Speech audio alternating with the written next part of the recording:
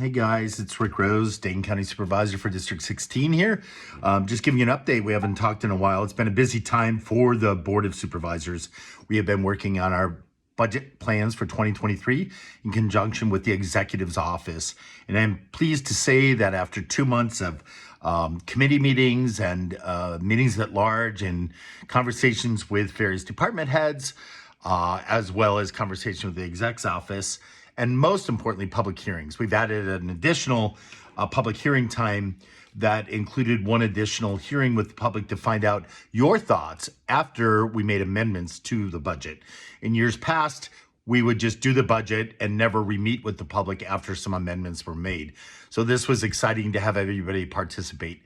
For me, it was really important because some of the hot issues that I've been involved in and I'm concerned on, which I've shared with you in running for this position, and you've entrusted me with to make the best decisions for our district and our county, are jail related, the jail consolidation project, and also what we will be doing regarding the opioid pandemic, and the settlement monies that are coming into our county to help those whose lives have been lost, by honoring them with doing better work and doing more precise work to make sure we don't lose other lives.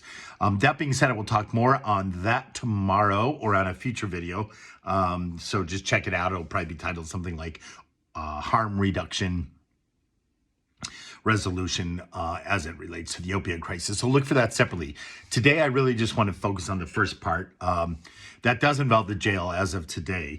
And let me explain. So we get the budget, we approve the budget. There was some heavy conversation on the Board of Supervisors last week regarding the jail project. And while there was an attempt to bring back where we left off the jail project in the last session, which would have been before the April election, where 12 of us or so came in as new supervisors, people wanted to go back to that resolution. As many of you know, after April, the new election, a Black Caucus was formed, which included 3 of the 4 members being freshmen, part of our freshman caucus as well.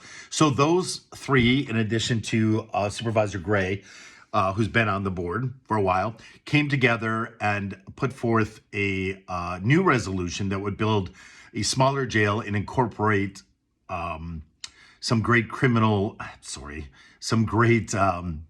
reform issues in there. That's what won the vote for the to go into the budget. It was going to be built smaller.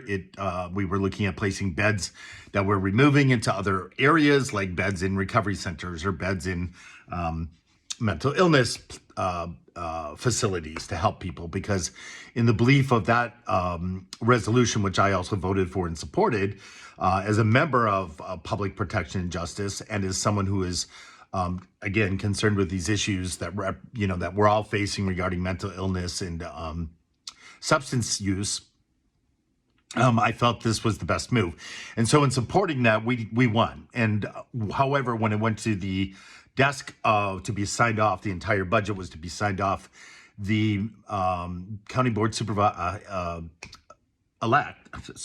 county board, I get all excited about this work, guys. The county executive, Joe Parisi, vetoed and crossed out those lines that pertain to the new resolution that had went forth.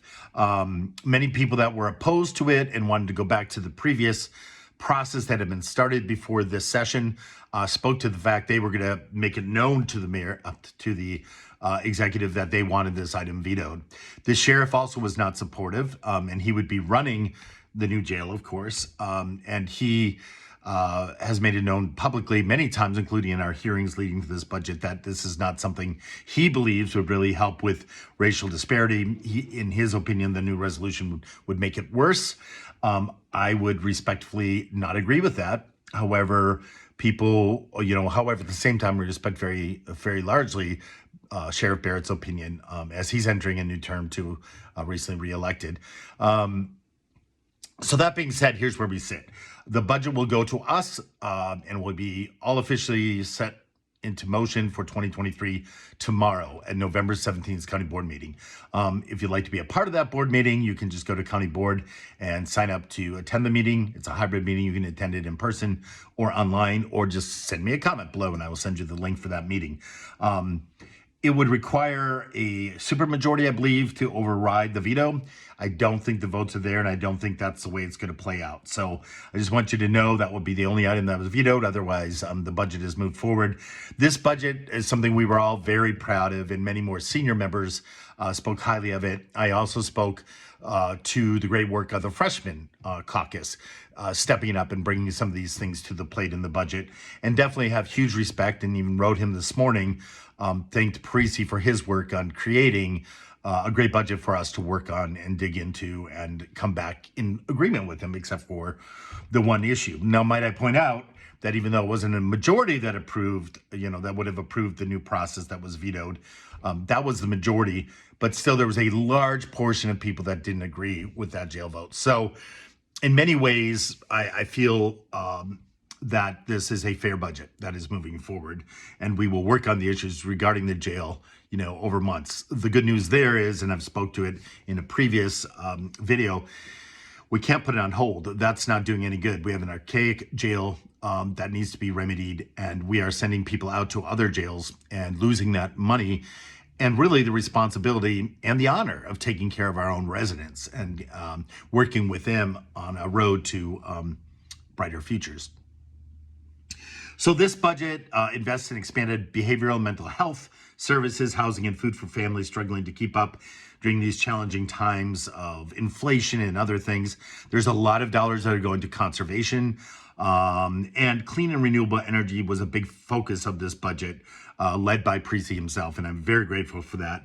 This budget also has been approved by us and the executive's office to include county employees receiving a 9% inflationary wage adjustment beginning in January. The wage increase is structured similarly to how they've been in past years. But for more information on that, there will be many stories coming out about it. But I am pleased and honored to say we do respect through this vote. We're showing respect for our county workers and the appreciation that I often speak at county meetings for their department heads.